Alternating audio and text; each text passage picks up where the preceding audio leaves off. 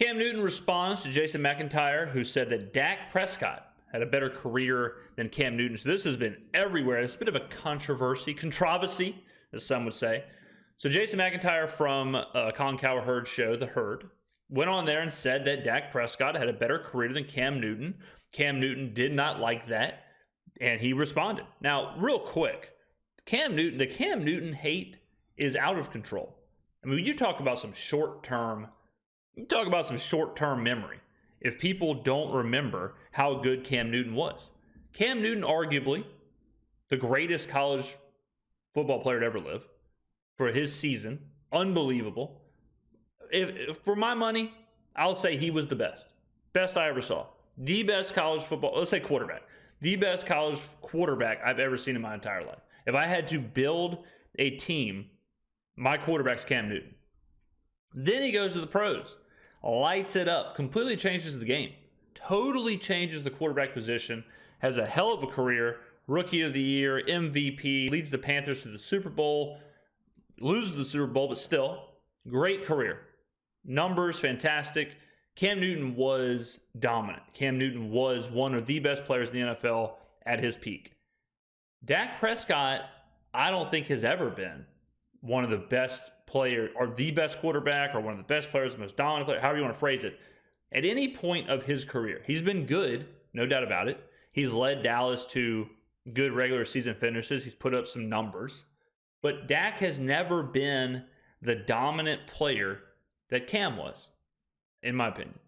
I think Cam was much better than Dak. And I think the stats kind of reflect that too. Cam at his peak and Dak at whatever peak he had, I would be surprised if people took Dak. And let me know in the comments below, maybe I'm wrong here. Would you rather have Dak Prescott or Cam Newton? Both at their peak, both at their highest levels. Here we go, the moment we've all been waiting for. Newton's Law. Cam blew my Simply eardrums titled, off. Keep that same energy from the players as well as the reporters, analysts. I mean, where do I start? Just go to the clip. Just go to the clip. Cam, so in Cam's post-playing career, he's become a member of the media, I guess. Cam has podcasts. He's everywhere. I see him all over the place. He is one of the most, and I don't remember him being like this as a player, but he is so eccentric. I mean, he's almost like Andre 3000, or he's had some kind of revelation or some kind of change. But I mean, the outfits he wears, the way he talks, the verbiage he uses. We've all seen the text message thing where he uses like wingdings basically to text. He's thinking on a different plane, and I respect it. Okay. Now, would I wear this hat, bow tie, sweater vest, button up combo? I probably personally would not, but more power to you. I'm all for taking a chance. I mean, it's shocking to see, shocking to imagine. Be like, hey, look, we're going to go to brunch. What you going to wear? I got the perfect outfit. You remember the Cheetos cheetah? Imagine that on a hat. Okay. Now I want you to imagine you're playing water polo. You're a 3-year varsity member of the water polo team in Michigan. That's the sweater vest. Boom. Oh, did I mention there's also a bow tie? Oh, did I mention there's also a jacket? See you at brunch. He's thinking on a different level. Where he says what he said. Chad Johnson, you got one. And now Cam Newton has a podcast. And Cam Newton, of course, was a tremendous player. Anytime I kind of... Don't give me no backhand compliments. Don't do that. Because he said, yeah. Don't do that. Because this is how we get to this point. Cam's right here. I mean, like Cam is right where Jason sets it up with, hey, he was a tremendous player, and then he's going to skewer him. I'm not playing. Okay, haven't relax. played in 2 or 3 years. Okay. So right, people know who I am. Yeah, the man. Right. So let's good. speak on what I spoke about. The gist of his conversation was that Dak had a better career than Cam. Subjective and highly opinionated. Yeah. And my quarrel is not with Dak. My quarrel is with Jason McIntyre. All right. And other analysts that speak. The more I'm looking at the hat, the more I'm liking it. I'm not going to lie. In ways to make them feel that they're more suitable to talk about something than a person who actually did it. The clip goes on to say, Don't alarm anyone. I'm going to say it in a whisper, but Cam Newton, you had a worse career than Dak Prescott. Dak Prescott has had a better NFL career than Cam Newton. And we got a great stat. It's kind of hard to. That's a weird way to put it. Like if you're Jason McIntyre and you're trying to build, because you know how it goes, ladies and gentlemen. Sometimes you just throw something out there, you just say it, you let it rip, and then you're like, oh man, I got to back this up now. And you can kind of frame stats or frame whatever to do that. If I was Jason, first of all, I'd throw that shirt away. But if I was Jason, I would say Dak Prescott is a better quarterback than Cam Newton. And I would try and frame it around passing, because you know Dak's passing is going to be better statistically than Cam. So I would try and frame it that way. To say he had a better career is tough. You know, Cam, Rookie of the Year. Cam, MVP. Cam, went to the Super Bowl. Like, pretty strong career. Anybody would say that's a really good career. Cam, I believe, is 4-3. Someone double check me on Cam's playoff record. I think it's 4-3. Dak's is like 2-5. So Cam's got more playoff wins, went to a Super Bowl, did all these things Dak never did. So it's hard to take that and say, yeah, Dak had a better career, because his career doesn't really reflect that. Staff here at the Herd, they were able to pull up some stats. Let's just so take a press glance. pause right there. What? Okay. Yeah. Okay. Now, I know what Cam's going to say because I think the same thing. This is just his passing stats. No one's disputing that. I mean, this is kind of what I said 20 seconds ago, where if you want to say Dak Prescott is a better passer than Cam Newton, okay, sure. Fine. But that's the same thing as saying, like, well, Derek Carr had, I don't even know if this is true, but it's like saying, well, Derek Carr had better passing stats than Lamar Jackson this year, so Derek Carr's a better quarterback. Say, no, he is not. Delete your account if you're saying that. This isn't 1975. The quarterback position is different, right? You can't just look at the most basic level quarterback stats of completion percentage, yards, touchdown interception, and passer rating. You can't look at those and be like, okay, this is what defines a quarterback. Everyone knows Cam Newton's, the reason he was MVP, the reason he went to a Super Bowl, the reason the Panthers were so good with him is because of what he could do on his feet. Same with when he was at Auburn. You know, if you looked at just his passing stats from Auburn and compared him to a passing quarterback and left out all of the rushing, that'd be kind of unfair, right? So this is as irresponsible journalism as it gets. This stat doesn't say I was a dual threat quarterback. This is a very subjective statistic. Add in pass attempts.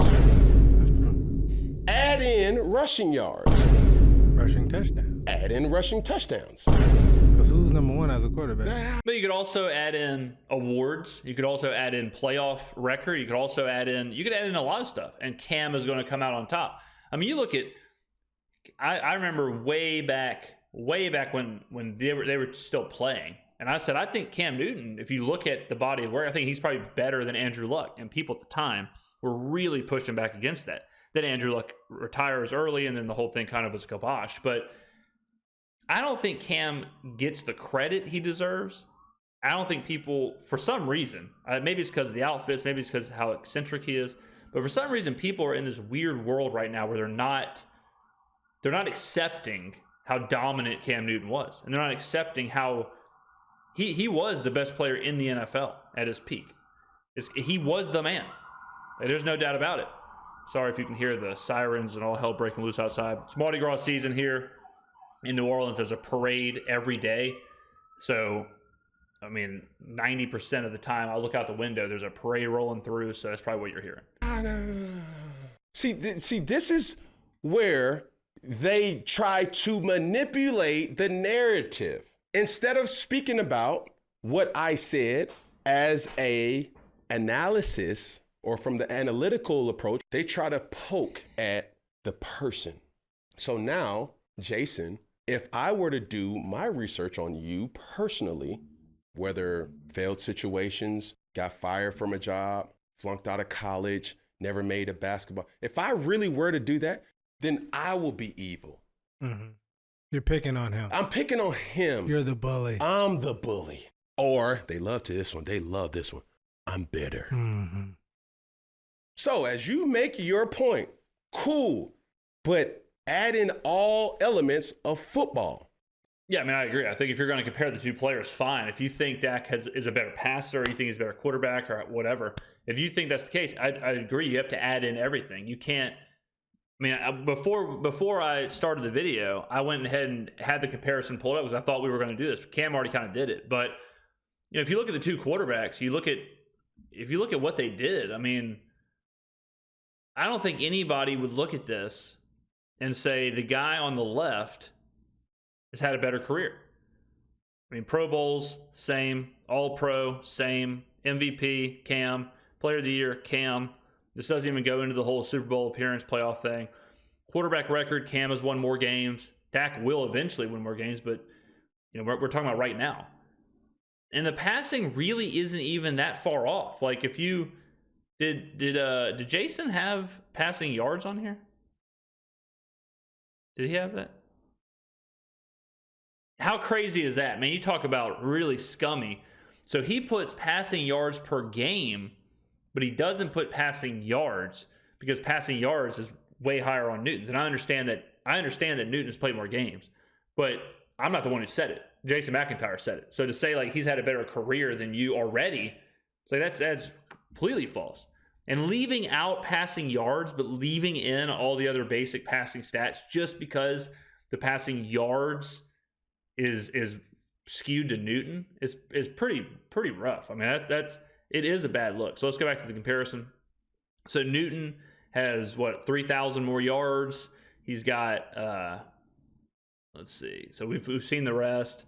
Passing touchdowns is pretty close. Like for how much Dak passes compared to Cam, and how much more dominant Cam is on the ground. The fact that the touchdowns is even this close is pretty wild. Rushing. I mean, no one ran like Cam Newton. Well, I mean, until Lamar Jackson, but Cam's rushing. You're looking at like 75 rushing touchdowns. You're talking about over 5,500 rushing yards. It's really, really amazing. And Cam, I just don't see. Even if I was trying, I don't know. I don't think I can make the argument for Dak. I don't see how you could possibly look at this and be like, yeah, he's had a better career already. If you believe the best is yet to come, and you believe that when it's all said and done, you can say that. You can say when it's all said and done, Dak Prescott will have a better career than Cam Newton. When it's all, you can just keep putting it off. But to say right now, like Dak Prescott has had a better career than Cam Newton, I don't think it's founded at all. Touchdown. Add in rushing touchdowns. Who's number one as a Where are we? We're talking about this. Is not. It's about not about Dak. Dak. It's about the Let's analysts. not make this about Dak. My issue is with the people who feel that they can speak about this. Mm-hmm. It's not a suitable tagline. And I was tagged on Twitter or X or Instagram and things like that. People love to pull up this statistic, but anybody who knows how I played the game, it was a dual threat. Yeah, obviously. Dual meaning I can attack you throwing the ball and running the ball. Put up those statistics and let's still compare that. Than Dak Prescott. Dak Prescott has had a better NFL career than Cam Newton. And Press we got a great pause. staff here. Like right there. You got to stop that, bro. Like, stop that. Let's not get personal. My whole thing is this. Newton's law is all about keeping that same energy. And the main reason why I started this platform was to be able to hold people accountable. Other clips from Paul Feinbaum as well, and his statement about Michigan and Coach Harbaugh and what he was not able to do or what he's willing to bet. Cam is taking us on a ride here. I mean, usually I'm pausing, I'm reacting, and whatever. Cam's lulling me. He's got me in a trance with how he's jumping in and out of the sentences and the phrasing. So I mean, hey, keep rolling, Cam. I'm on your side. Stephen A. Smith is the same situation. When you go and you make a bold statement to say the Houston Texans have zero chance to beat the Cleveland Browns, why can we not hold him accountable to that same thing? It's kind of funny because I had this exact same argument on a video like a week ago, I think, on the channel. When we were talking about, I was talking about how in today's day and age, the old school style of sports commentator of Stephen A. Smith and Skip Bayless, where they just throw stuff out there. And it's just like hot take, that whole kind of hot take world. Everything is so easy now to see as far as like stats and highlights and deep analysis and analytics and all this stuff. To say stuff like that, you do kind of have to hold people accountable. And that was my whole argument then, was sports media is changing. It's changing from being able to say Dak Prescott had a better career than Cam Newton. It's changed from saying that and then immediately having, boom, comparisons, boom, graphics, boom, everything just right there. And then all of a sudden it's like, this isn't founded at all. This is just throwing it out there. Same with the Texans and the Browns. Like to say the Houston Texans have no shot to beat the Cleveland Browns. The Vegas line was like, I think it closed at Houston -2, or Houston +2. So it's right there. I mean, it's less than a field goal game by Vegas. Like obviously they have a chance. It's not a 10-point spread. It's not a 14-point spread. It's a small spread. They obviously have a chance. Everyone knows that. So I'm with Cam here, where the more information that's available and the more readily it's available and the more that you have it's out there, the more that I honestly, I don't understand how people watch it. I really don't. I don't know how people watch that old school style of just hot takes and unfounded analysis. And like every time we watch ESPN or something here and they're trying to either review a game or preview a game, it's always like, yeah, I mean, the Niners are good because they've got Deebo Samuel, Brock Purdy, and Brandon Ayuk. It's like you're just reading the roster. Like you're not telling me why they're good. The Houston Texans, they got CJ Stroud and he can really sling it. What does that mean? He can really sling it? You don't have any kind of like actual breakdown for me? People now want the breakdown. People now are so invested in sports with betting and fantasy and all that. They don't want to hear the roster. They know the roster. They don't want to hear this guy can let it rip. That doesn't mean anything. They don't want. They want to know how does. In a couple of hours here, we're going to watch the Buccaneers Lions. I know they have I know the Lions have Jared Goff. How does Jared Goff do against the blitz? Because I know Tampa Bay's going to blitz. Don't just tell me Jared Goff's back there. He can really spin the pill. That doesn't help me. I need to know completion percentage against the blitz, who he targets when he's being blitzed. By the way, it's Amon-Ra St. Brown. He's his primary target against when he's being blitzed. He's going to be blitzed a lot today. Like that's the analysis we need now. That's what people are looking for. We're not looking for this kind of like peripheral, just shallow, these hot takes. True. And look, this ain't no attack at Stephen A. Yeah. I fuck with Stephen A. Oh, whoa. But Stephen A., come on, bro. Making these bold, outlandish statements. I would cut Jameis Winston. Y'all don't know what it's like to be in that locker room. The unity, the harmony, going through the emotions of a whole season. That's why Jameis did what he did. It's bigger than just sports. You're building lifelong relationships with these men. Yeah, I mean, that part's true too. And we talked about that in the aftermath of the Jameis Winston. He's talking about the victory formation touchdown, where you do have to remember they're human beings. You have to remember that there's relationships. They're traveling with these guys. They're practicing with these guys. It's way more than just playing Madden. It's way more than just chess pieces. And people kind of look at it like Madden sometimes, or fantasy sometimes, where it's like cut this person, fire this person, hire this person, trade this person, do this, do that. It's like, you have to treat it like the organism it is. It's a living, breathing culture. There's much more to it than just names on a roster. And sometimes women. Yeah. So we have everybody speaking on a term that it's still, at the end of the day, subjective. What's your merit? What are you getting at? Yeah, what qualifies these people to speak on? What qualifies these people to speak on this? So it's easy, and you're probably watching this saying like, oh man, Cam want his get back. No, I don't want my get back. I want everybody to get back who can't talk about this sport. Just because, I've covered sports for so many different years. Motherfucker, you wasn't in that buff, and you wasn't in the trenches preparing And you can have all what you want to say about the New York Knicks. You can say all you want to say about the Carolina Panthers. You can say all what you say about Dallas Cowboys. But until you had to prepare like Tua Tagovailoa, until you had to prepare like LeBron James, until you had to prepare like Patrick Mahomes and play in front of 60, 70, 80, 90,000, then how the hell can you really talk about him in that type of degree? Well, I've always pushed back against that. I think that's a bad way of looking at things. I mean, I use this metaphor all the time, but it's like if you had to have leg surgery and you said, I only want to have leg surgery performed by a doctor who themselves have had leg surgery. So that makes no sense at all. Why would physically having the surgery themselves make them a better surgeon? You know, why would you? No one says that. No one would ever say that. No one would say the only possible way to do brain surgery is if you've had brain surgery done upon yourself, because then you know what it feels like to have brain surgery and to be the patient. That makes no sense, right? You would want the doctor who has the most time studying, the best college experiences, or the best work experiences, or has done like that. That's what you want. You don't want just them to have that exact same experience. That doesn't really translate. If that translated, then Michael Jordan would be the greatest coach in NBA history. You know, Tom Brady would be the greatest quarterback coach of all time. He'd be able to step right into being a coach and he would win. You know, the players would be great GMs because they've been in the locker room. They should be able to evaluate talent.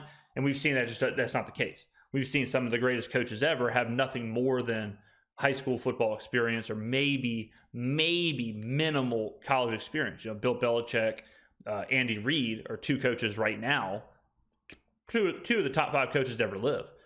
And Belichick had very minimal post-high school playing experience. Andy Reid, I think, played 1 year at a college, and he was recruited to get his friend to come to the college, and then Reid got hurt. I don't think he ever really played. So, you know, the idea that like, oh yeah, Bill Belichick is the great coach that he is because he played high school football. It's like, what? Or is it because he studied the game? Is it because he, you know, dedicated himself to his craft? That's why. It's not that you don't have to play to understand the game. On the flip side of that, you do have to do your due diligence. Like Jason McIntyre is not doing himself any favors by making these claims and then not backing it up with any research, or manipulating the numbers to the point to where it's almost comical, the comparison, the stats that he picked to compare Dak and Cam.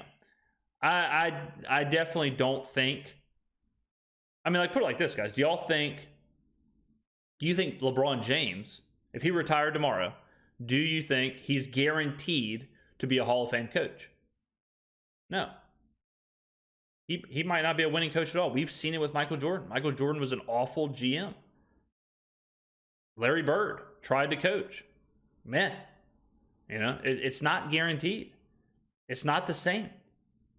So a lot of the times it's actually harder for like a Michael Jordan to evaluate players or to coach, because he can't communicate what made him great to a player that's not him.